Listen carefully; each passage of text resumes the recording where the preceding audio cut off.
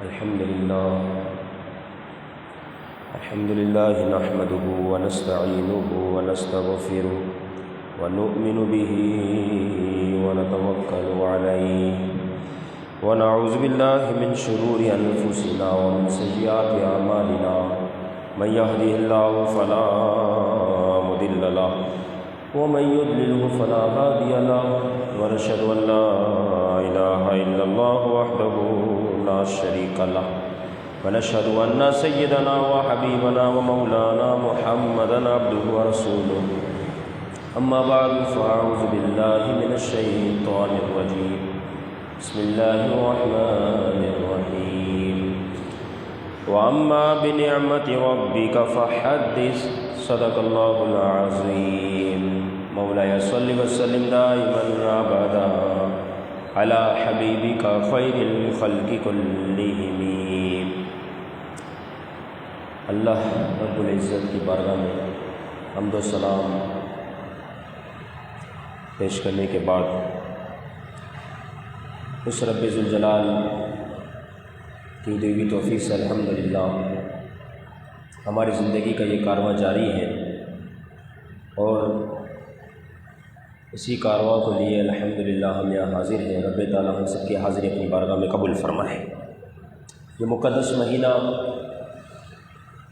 جس کی آمد کا ہر عاشق رسول کو بے صبری سے انتظار ہوتا ہے، رب ہی کا کرم ہے، فضل ہے کہ اس نے ایک مرتبہ ہمیں پھر اپنے محبوب علیہ الصلاۃ والسلام کی ولادت با سعادت کا مقدس نور والا مہینہ دیکھنا نصیب فرمایا۔ یقیناً یہ وہ مہینہ ہے کہ جو تمام نعمتوں کا مجموعہ ہے۔ اسی مہینے میں محبوب علیہ الصلاۃ والسلام کی ولادت با سعادت ہوئی، اور دنیا کی جو بھی نعمت ہمیں نصیب ہوئی، یوں کہا جائے تو غلط نہ ہوگا کہ محبوب علیہ الصلاۃ والسلام ہی کی وجہ سے عطا کی گئی۔ تو یقیناً یہ مہینہ اس کی فضائے معطر ہے، منور ہے، برکتوں والی ہے، رحمتوں والی ہے۔ کسی کہنے والے نے کہا فضا کی خوشبو بتا رہی ہے میرے آقا کی میلاد آ رہی ہے، حشر تک ڈالیں گے ہم پیدائش مولا کی دم، مثل فارس نجد کے قلعے گراتے جائیں گے، خاک ہو جائے عدو جل کر مگر ہم تو رضا، دم میں جب تک دم ہے ذکر ان کا سناتے جائیں گے۔ اور کیوں نہ ہو، کیونکہ جس سہانی گھڑی چمکا طیبہ کا چاند، اس دل افروز ساعت پہ لاکھوں سلام۔ یہ حضور ہی کی تشریف آوری ہے کہ جس کے لیے اللہ رب العزت نے کائنات تخلیق فرمائی، اس کو منور فرمایا، اور حضور علیہ الصلاۃ والسلام ہی کے صدقے زندگی کی جملہ نعمتیں عطا کی گئی۔ ربیع الاول شریف ربیع کہا جاتا ہے بہار کو، اول پہلی بہار، ربیع الاول یعنی سب سے پہلی بہار۔ جب اسلامی مہینوں قمری مہینوں کے نام رکھے جا رہے تھے تو اس وقت موسم بہار کا سلسلہ جاری تھا، تو اسی مناسبت سے اس مہینے کا نام ہی ربیع الاول رکھ دیا گیا۔ بہار کا سب سے پہلا موسم، ابتدائی بہار کا موسم۔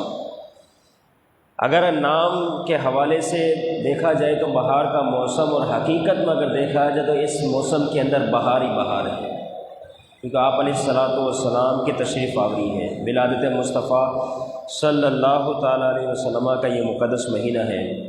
یہی وہ مہینہ ہے جس کے بارے میں مجاہدین فرماتے ہیں، امام زکریا محمد بن محمود قزوینی رحمہ اللہ نے لکھا، آپ فرماتے ہیں پیارا محبوب علیہ الصلاۃ والسلام کی ولادت با سعادت کا یہ مقدس مہینہ ہے، اور یہی وہ مہینہ ہے جس میں اللہ رب العزت نے حضور علیہ الصلاۃ والسلام کو مبعوث فرمایا۔ آپ کے وجود مسعود کے صدقے اللہ رب العزت اپنے فضل و کرم سے بھلائیوں کے، رحمتوں کے، نعمتوں کے دروازوں کو اس مہینے میں کھول دیتا ہے، کیونکہ معمولی بات نہیں، محبوب کے تشریف آوری ہے، حضور علیہ الصلوۃ والسلام کا تشریف فرما جانا ہے۔ اس مہینے میں عاشق رسول کو کچھ کام ایسے ہیں جو جان بوجھ کر کرنے ہیں۔ ایک تو یہ کہ محبوب کی آمد کی صحیح طور پر خوشیاں منائی جائے، جھوما جائے، خوشی کا اظہار کیا جائے کہ اللہ کی سب سے بڑی نعمت ہمیں اسی مہینے کے صدقے عطا کی گئی، اور گھروں کو سجایا جائے، جھنڈے لگائے جائے، جلوس میلاد میں شرکت کی جائے، جو جو خوشی حاصل کرنے والے ذریعے ہیں ان کو اپنایا جائے۔ حضور کی ولادت کی خوشی میں، دیکھا دیکھی میں نہیں، حضور کی ولادت کہ اللہ ہم بھی تیرے محبوب کی ولادت کی خوشی منا رہے ہیں، کیونکہ نثار تیری چہل پہل پر ہزاروں عید ربیع الاول، سوائے ابلیس کے جہاں میں سبھی تو خوشیاں منا رہے ہیں، کیونکہ کسی کا اختلاف تاریخ میں ہو سکتا ہے، کسی کا اختلاف ہمارے طریقوں پر ہو سکتا ہے، لیکن محبوب کی ولادت کی خوشی میں اختلاف تو یہ سوائے ابلیس کے کوئی اور کر نہیں سکتا۔ اس مہینے میں ایک اہم ترین کام وہ یہ بھی ہے کہ درود پاک کی کثرت کی جائے، محبوب پر خوب درود پاک کا ہدیہ بھیجا جائے۔ آپ دیکھیں، اگر ہماری تاریخ ولادت آتی ہے، جیسے ہمارے عرف میں ہے، جسے ہیپی برتھ ڈے کہتے ہیں، اس میں تحفے تحائف کا سلسلہ ہوتا ہے کہ وہ مجھے دے، پھر اس کی باری ہے تو میں اسے دوں، یہ ایک سلسلہ ہے۔ کیوں؟ تاکہ جس کی یہ باری ہوگی وہ اس کو دیا جائے گا تو وہ خوش ہوگا اور لوگوں کو بتاتا پھرے گا کہ میری یہ ہیپی برتھ ڈے میں مجھے یہ گفٹ ملا، یہ مجھے دیا گیا، تحفہ عطا ہوا۔ تو اسی طریقے سے پیارے محبوب علیہ الصلوۃ والسلام کی ولادت کی خوشی میں عاشق کا کام یہ ہے کہ وہ درود پاک کی کثرت کرے اور بھر بھر کے درود پاک حضور کی بارگاہ میں پہنچائے جائے، کہ ہماری طرف سے محبوب علیہ الصلوۃ والسلام کی بارگاہ میں ایک ادنا سی تحفہ ہے، اور اس سے محبوب علیہ الصلوۃ والسلام یقیناً بہت راضی ہوں گے۔ خود پڑھنے والے پر کرم ہی کرم ہے۔ حدیث مبارکہ میں جس نے ایک مرتبہ درود پاک پڑھا، اللہ تعالیٰ اس پر 10 مرتبہ رحمتوں و برکتوں کو نزول فرماتا ہے۔ رب کی 10 بار رحمتیں برس رہی ہے، تو رب کتنا راضی ہو رہا ہے کہ محبوب پہ تم درود پڑھو، رحمت میری طرف سے تم پر آئے گی، تو بھر بھر کے درود پاک پڑھے جائیں۔ یہ مہینہ آپ سمجھ لیں کہ چلتے وقت، اٹھتے وقت، آتے جاتے وقت، ہر حال میں بندہ درود پاک پڑھتا ہے، صلی اللہ علی محمد صلی اللہ علیہ وسلم، زبان اس سے تر رہے تو انشاءاللہ بے شمار اس مہینے میں برکت نصیب ہوگی، اور سب سے بڑی برکت یہ ہوگی کہ محبوب علیہ الصلوۃ والسلام اس عمل سے راضی ہو جائیں گے، کیونکہ اس عمل میں کوئی دکھاوا ہی نہیں ہوگا۔ آپ پڑھ رہے ہیں اور محبوب علیہ الصلوۃ والسلام کی بارگاہ میں پہنچ رہے ہیں، محبوب جان رہے ہیں کہ میرا فلاں امتی بھیج رہا ہے۔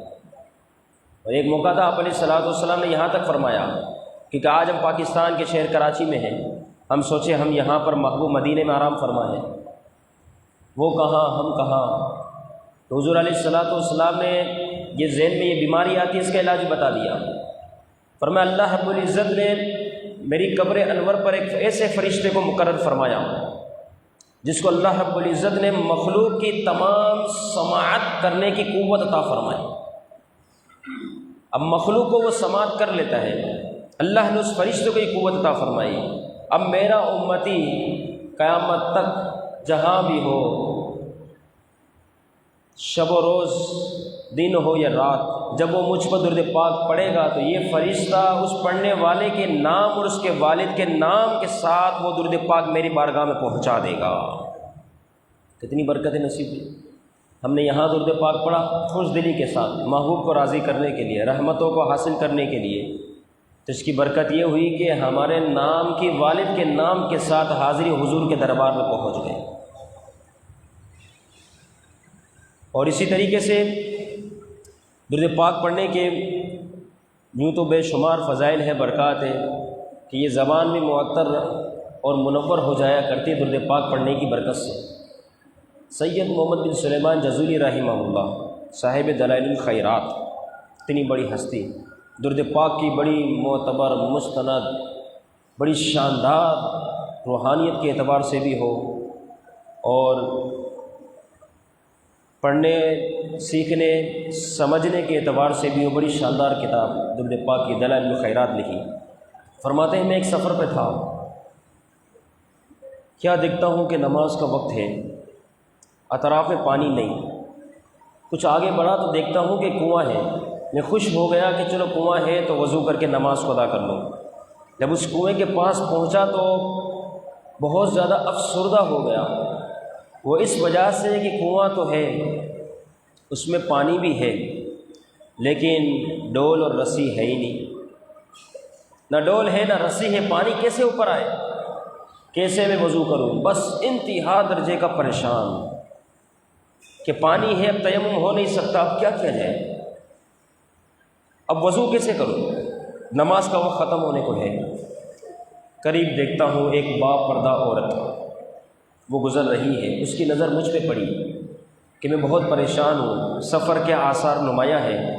وہ با پردہ خاتون میرے قریب آتی ہے اور کہتی ہے کیا ہوا، مسافر محسوس ہوتے ہو؟ میں نے عرض کیا جی آپ صحیح کہہ رہی ہے، مسافر ہوں، نماز کا آخری وقت ہے، پانی تو ہے لیکن ڈول اور رسی نہیں۔ اب وہ عورت جو با پردہ خاتون تھی وہ اس کنویں کے قریب آتی ہے، اس کے بعد اپنا لعاب تھوک وہ اس کنویں میں ڈالتی ہے، جیسے ہی لعاب اور تھوک اس کنویں کے اندر گیا، کنویں کا پانی اوپر تک آ گیا۔ سلیمان جوزیلی رحمہ اللہ نے جب اس عمل کو دیکھا بہت پریشان ہو گئے، حیران دیکھتے رہے کہ یہ کیا ہوا۔ پھر آپ فرمانے لگے کہ اے خاتون وضو بعد میں کروں گا، نماز بعد میں ادا کروں گا، پہلے یہ بتا کہ یہ تیری شان، اللہ نے تجھے یہ مقام و مرتبہ عطا فرمائے، وہ کس وجہ سے؟ تو وہ عورت جو باپردہ خاتون تھی وہ کہتی ہے کہ اللہ نے مجھے شان اس وجہ سے عطا فرمائی کہ میں ہر حالت میں اور ہر وقت محبوب علیہ الصلوۃ والسلام کی بارگاہ میں درود و سلام کا نذرانہ پیش کرتی ہوں، درود پاک پڑھتی ہوں۔ اب وہ زبان بھی منور معطر ہو گئی، ساتھ تھوک میں بھی کتنا اثر ہو گیا، کیونکہ محبوب پر درود پاک پڑھا جا رہا ہے، تو لہذا کثرت کے ساتھ درود پاک پڑھا جائے۔ پھر اس کے بعد محمد بن سلیمان جزولی رحمہ اللہ نے نیت کی کہ اب سے میری زندگی بھی درود پاک پڑھنے میں گزرے گی، اور نہ صرف پڑھنا بلکہ میں لکھوں گا بھی۔ پھر آخر کار آپ نے دلائل الخیرات درود پاک کی بڑی ضخیم کتاب تحریر فرما دی، جسے آج تک پڑھا جا رہا ہے، قیامت تک پڑھا جاتا رہے گا، باقاعدہ اس کا ورد کیا جاتا ہے۔ تو یہ ہے اللہ والوں کی شان، اور لہٰذا ہمیں چاہیے کہ اس مہینے میں کثرت کے ساتھ درود پاک پڑھا جائے حضور کو راضی کرنے کے لیے۔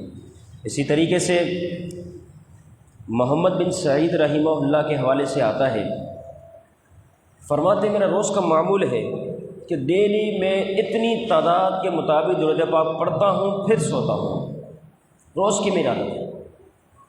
آپ لکھتے ہیں کہ میں کیونکہ میری عادت میں شامل تھا کہ مجھے اتنی مرتبہ درود پاک پڑھنا ہے، لہٰذا پڑھتا تھا۔ ایک رات میں درود پاک کی تعداد مکمل کرنے کے بعد سویا۔ اب تک کہ ورد ہے نا، اس کی تعداد متعین ہوتی ہے، پھر اس تعداد کو روز پڑھا جائے تو اس کی برکتیں خاص حاصل ہوتی ہیں۔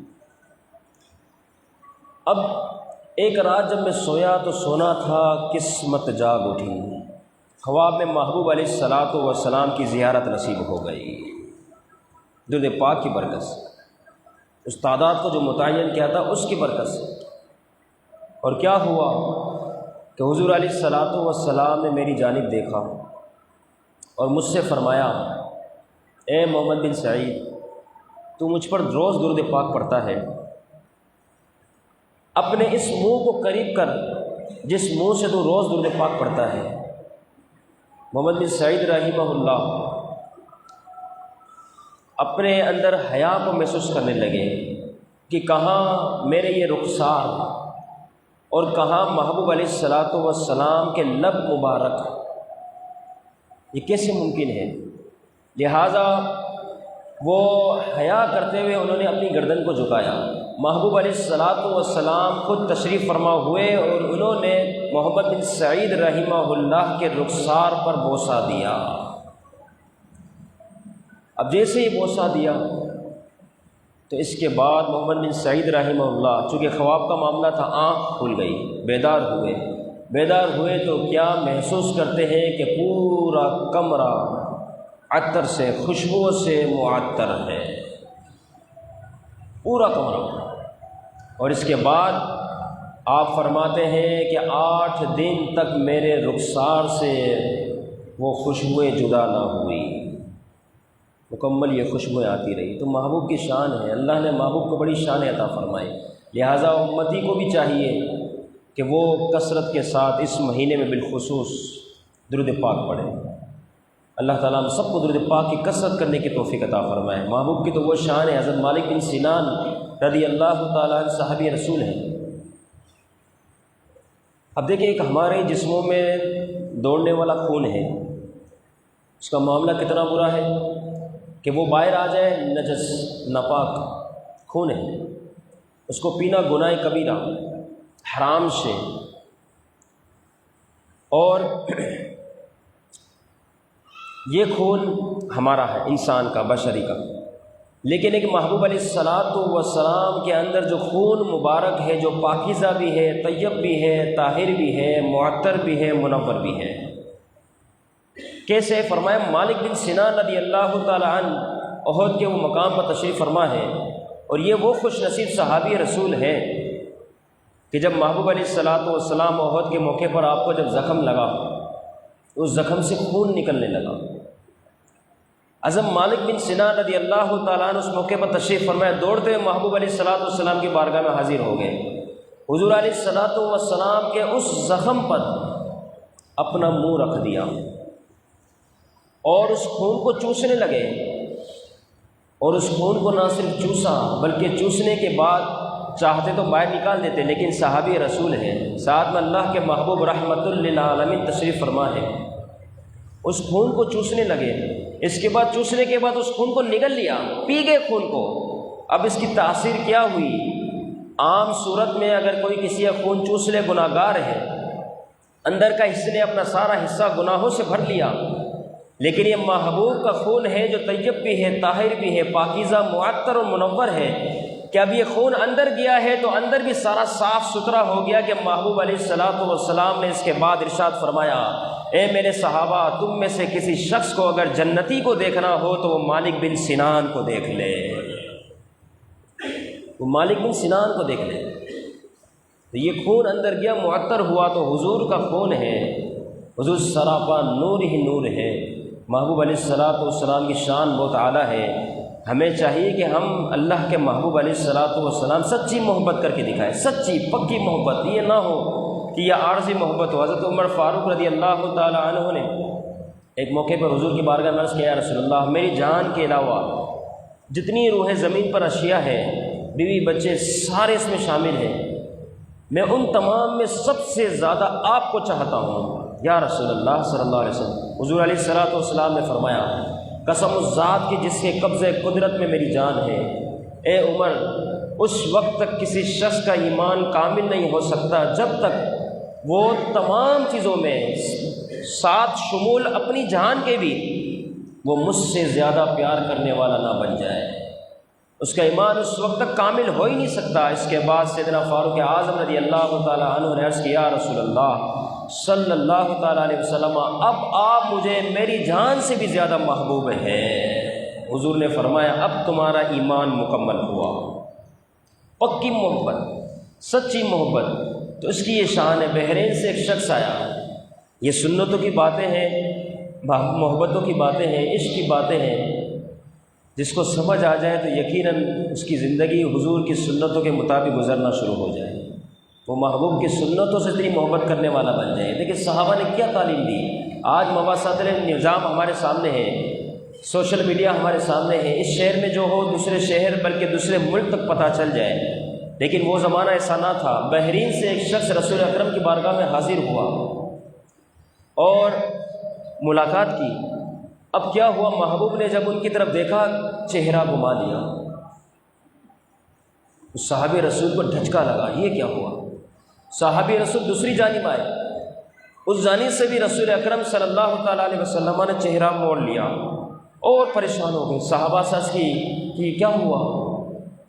آپ علیہ الصلوۃ والسلام مجھے دیکھ کر چہرے کو گھما رہے ہیں، ناراض ہو گئے مجھ سے، میں بحرین سے آیا اور رسول اکرم سے ملنے، حضور ناراض ہو گئے مجھ سے، اب کتنی بے چینی ہو گئی، ایسا ہوا جیسے دنیا ہی ختم ہو گئی۔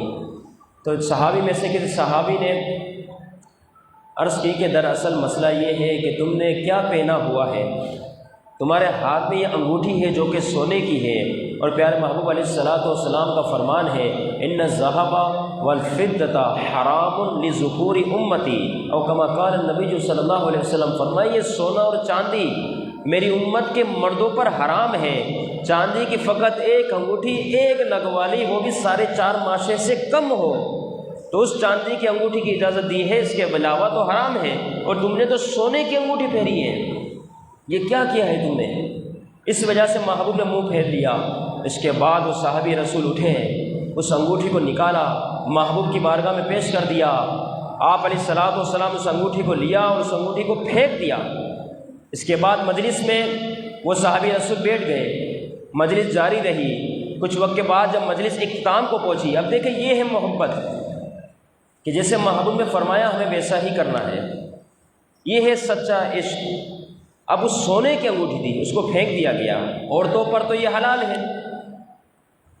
مجلس کے اختتام پر کسی صحابی نے یہ بات کی اس بحرین سے آنے والے صحابی کی بارگاہ میں، کہ حضرت آپ وہ انگوٹھی اب اٹھا لیں، کیونکہ محبوب نے پھینکی تھی اس وجہ سے تاکہ آپ اس کو نہ پہنیں، آپ کی بیوی ہے اگر تو اسے دے دے، عورتوں کے لیے زیور جائز ہے، لہذا سونے کی انگوٹھی اپنی بیوی کو پیش کر دے، یہاں پھینکی ہوئی ہے اسے اٹھا لے۔ اب وہ بھی صحابی رسول تھے نا، انہوں نے کیا بات کہی؟ وہ ایمان تازہ کرنے والا جملہ کہہ دیا، وہ کہنے لگے واللہ لا آخذ فقط ترک رسول اللہ صلی اللہ تعالیٰ علیہ وسلم، وہ فرمانے لگے اللہ کی قسم میں اس چیز کو کبھی نہیں اٹھاؤں گا جس کو محبوب علیہ الصلوۃ والسلام نے پھینک دیا ہو۔ اس کو محبوب نے پھینکا ہے، کیا میں اسے اٹھا سکتا ہوں؟ کیسی محبت! یہ جب عشق بندے کے سینے میں سما جائے تو وہ محبوب کی سنتوں سے محبت کرنے والا بن جاتا ہے۔ اور یہ مہینہ بالخصوص ہمیں اس چیز کا درس دیتا ہے کہ ہم محبوب علیہ الصلوۃ والسلام کی سنتوں کو اپنائیں، سید عالم صلی اللہ تعالیٰ علیہ وسلم کی سنتوں سے حقیقی محبت کریں۔ حقیقی آپ دیکھیں زندگی کی ساری سنتیں جو ہم عمل کرتے ہیں وہ زمین کے اوپر رہ جائے گی، ایک سنت اتنی شاندار ہے جو قبر میں بھی رسول اکرم کی سنت ہمارے ساتھ جائے گی، وہ ہے داڑھی کا سجایا جانا، چہرے پر داڑھی کا ہونا۔ یہ وہ واحد سنت ہے کہ جب بندہ قبر کے سپرد کیا جائے گا تو اس وقت بھی یہ سنت اس کے ساتھ ہوگی۔ اللہ تعالیٰ ہمیں محبوب علیہ الصلوۃ والسلام کی تمام سنتوں سے سچی پکی محبت نصیب فرمائے۔ آخری میرا میسیج اس حوالے سے کہ 11 مہینے ہم عقل مندی میں گزارتے ہیں، 11 مہینے ہم خوب عقل مندی میں گزارتے ہیں، لیکن ایک مہینہ جو ربیع النور شریف کا مہینہ ہے، محبوب علیہ الصلوۃ والسلام کی ولادت کی خوشی میں دیوانہ بن کے گزارے ہیں۔ اس مہینے میں خوب جھومیں، خوب خوشیاں منائیں کہ اب محبوب کی ولادت کا یہ مقدس مہینہ ہے، اسی کے صدقے ہمیں سب کچھ عطا ہوا۔ اللہ رب العزت جو کچھ سنا اسے یاد رکھنے، عمل کرنے، دوسروں تک پہنچانے کی توفیق عطا فرمائے، اور ولادت کی حقیقی خوشیاں ہم سب کو نصیب فرمائے۔